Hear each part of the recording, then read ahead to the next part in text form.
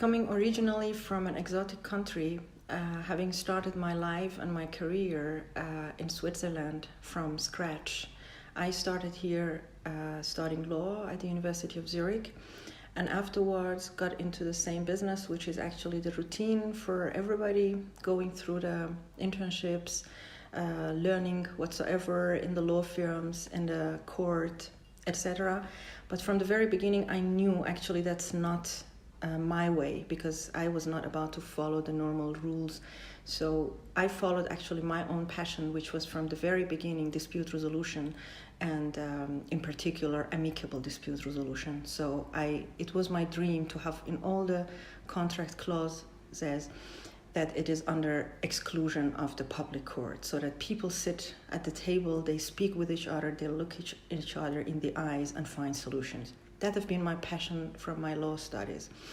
Being crafted already by my very first studies from my hometown in fields of mathematics and statistics, it came actually to a very logical structure of my mind, so that I started questioning everything which was coming to me at the table. Afterwards, I continued my career with the Swiss major banks, and there also I realized after 1 or 2 years that I cannot say I was mastering the whole tasks, but I was in a way bored, because I had the feeling, okay, now I'm moving forward, I'm knowing, I'm learning, I'm having respect for all those who knows something more than me, which I learned from my father. But after 1-2 years, then I really felt the box is getting smaller and smaller for me, so that I could not really move my wings to fly. And I knew there was a calling, something was calling me. It was also because of my background or my origin from Middle East. I was called somehow by the people or by business people and by academics from those areas, and also from Switzerland, so that I realized my calling is to build up a bridge between these two very contradictory regions, which I always call them to my other business colleagues or friends as negotiating between day and night. Because I really realized how is it to make business, or to continue negotiations and to build up the bridge between two regions like day and night. That was the calling for establishing my own business. Well, as I started that, I did everything on my own. I just broke out of the corporate, let's say overnight. I do not recommend it to everybody, because that can also lead to failure. But for me, the calling was so clear, and the market niche was somehow so transparent, where I really welcomed and embraced the calling, and then I joined the world of entrepreneurship from scratch. Having been through all that alone, without any support and also savings, etc., I realized how is it to ask for help, because I used to have a very strong personality, and this is actually still the case, but I realized how is the strength when you open up the arms and ask for help. It was the breakthrough in my business and in my private life, as I reached out for help of those who have been there before and who have achieved the results that I was dreaming to achieve. So I broke that wall, and let's say I broke that rule, like doing everything on standalone, and I'm the best and I know everything myself. So I thought, why should I not use this shortcut? And why should I not reach out to those who know better than me and who can show me a shortcut to success? It shouldn't be always the stairways. I know everybody thinks like that, but you can also sometimes take the lift, but a glassy lift, so that you can still look around, what are you passing through, and when you're reaching the top, you've been faster, but you've been also observing where you have been up to on the way up. That was the time that I reached out for world-class mentors, and I really realized and understood this phenomenon of mentorship and partnership. So I learned also from those people that a business is a reflection of your personality. I realized that a true business is about helping people.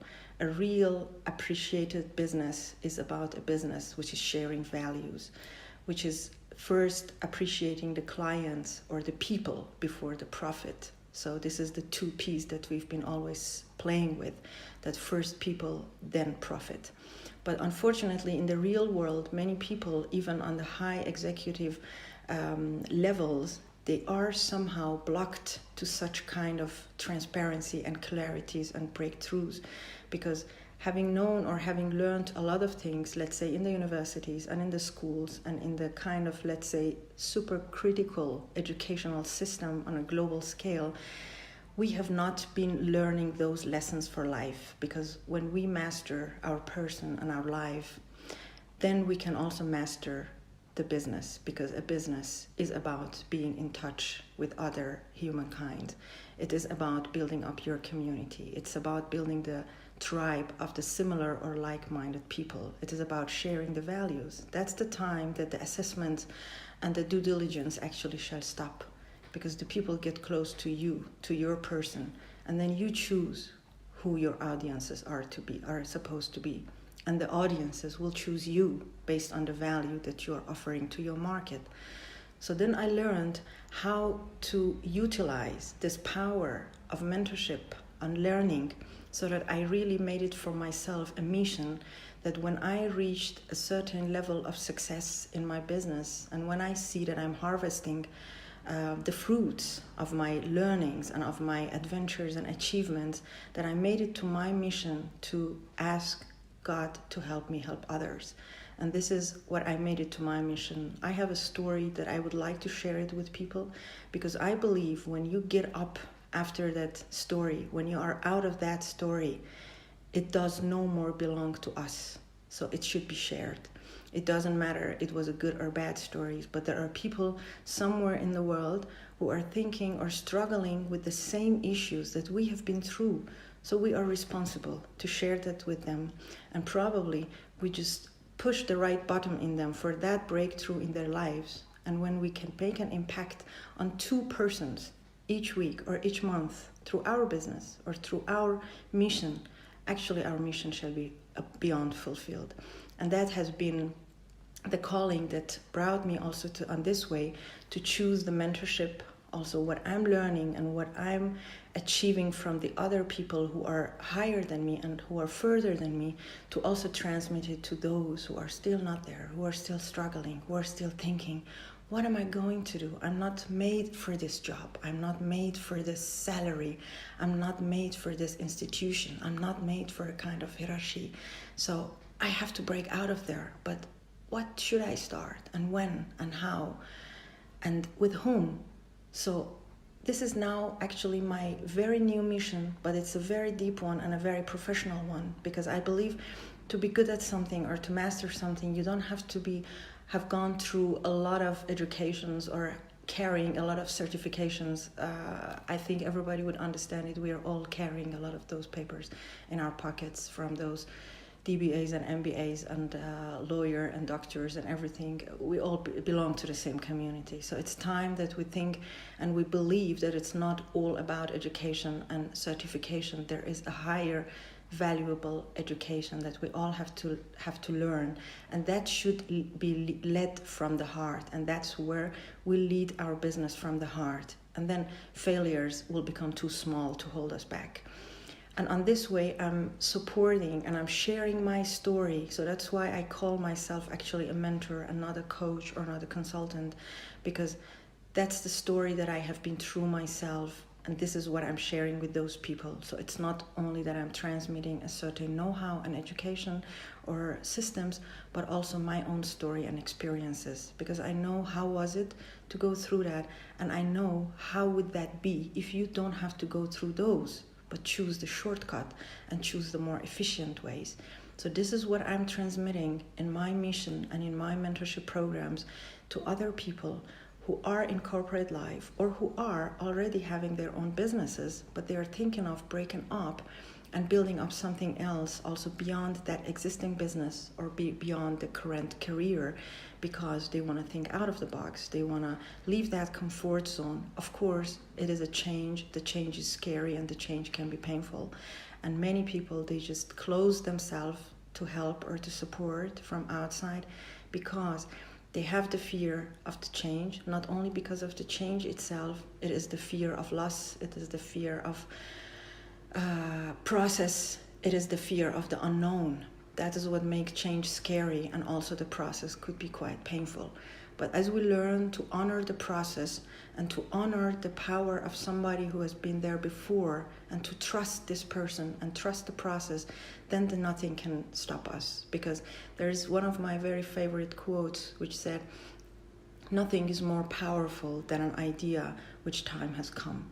So if the idea is there, if you realize the pain, or if we realize the pain, then we know where to find a painkiller. And that's where I actually run for help. And I go, let's say, to carry those people on the wings of mine to the place that I am going through and that I have achieved. So without them having to go through all of that. I help people, I help corporate people, I help business people who are thinking of building up their own business. But as I said, they don't know where, how, and what to start. I help them find clarity. I help them also dissolve fears and manage a conscious, responsible transition so they don't have to quit jobs or something, but we are going through a process. Beside that, I work with them on mindset to realize what are the breakthroughs that they have been missing in life and what areas of their life are to be shifted and to have experiences in powerful shifts and breakthroughs. And the goal would be that I stay with them after they have found the ideas throughout the whole process, what a business belongs to find a niche, to find their market, to find their purpose of the business, the target, the products, services, clients, marketing, strategies, sales and negotiation, everything until finding up the business strategy and the business concept, and then up to the level that they have their own first revenues and first income, so that the so-called security is also achieved and they can create a life by design, not by sacrifice, with freedom around time and money.